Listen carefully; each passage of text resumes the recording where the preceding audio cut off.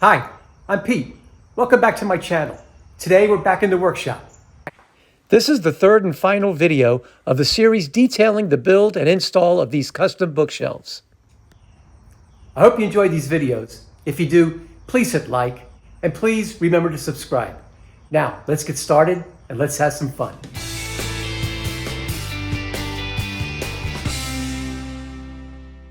Here's a quick recap of the project so far.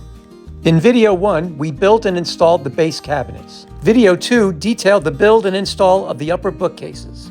This video details the final steps to project completion. Now that the base cabinets and upper bookcases are firmly installed, it's time to finish the final trim out. Step 1 today is to fabricate some nailers from 1x pine stock.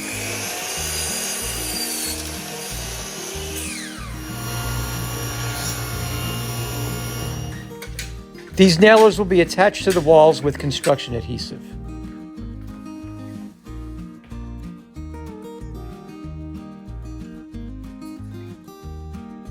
These nailers need to be flush with the front edge of the bookcase. Once I'm happy with their placement, I clamp the nailers in place.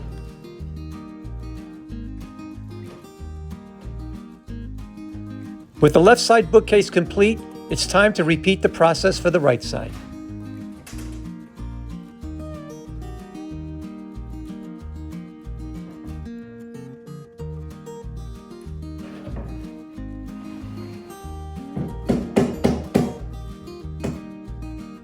With the nailers complete, it's time to start fabricating the trim pieces.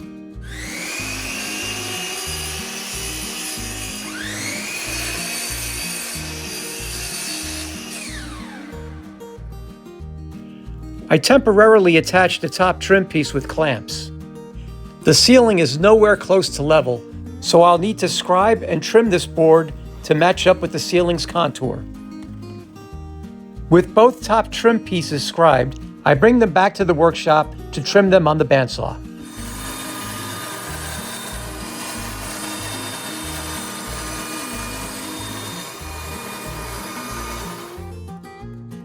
That's a pretty good fit. I can now focus my attention on the side trim pieces.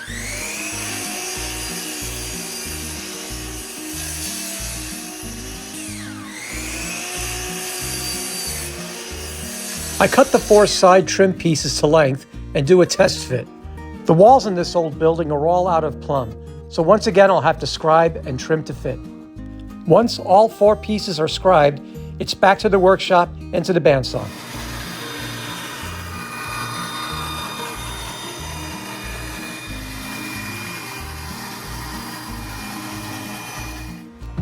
With all the trim pieces cut, it's now time to do one last test fit.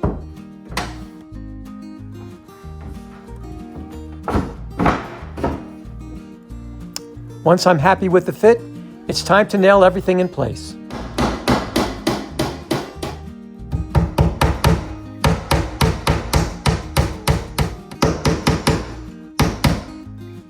Trim install's complete.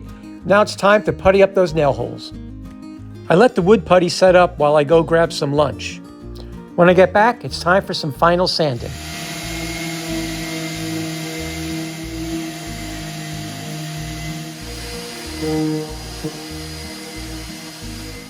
Now I concentrate on some final details, like adding crown molding. I couldn't find an exact match, so I'm using a transition block and a molding profile of similar scale.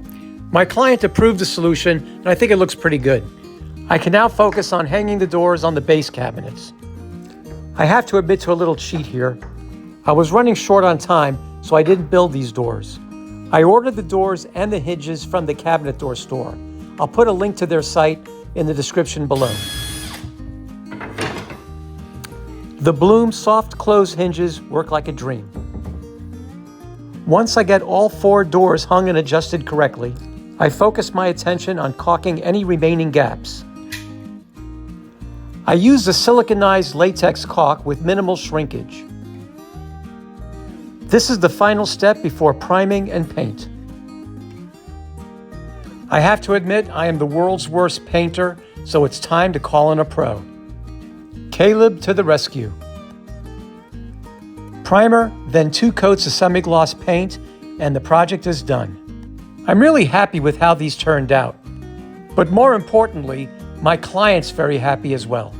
This was a fun project that presented lots of challenges. So how did I do? I look forward to your questions and comments below. I hope you enjoyed this video.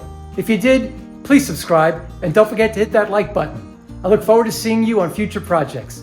Thanks again for stopping by.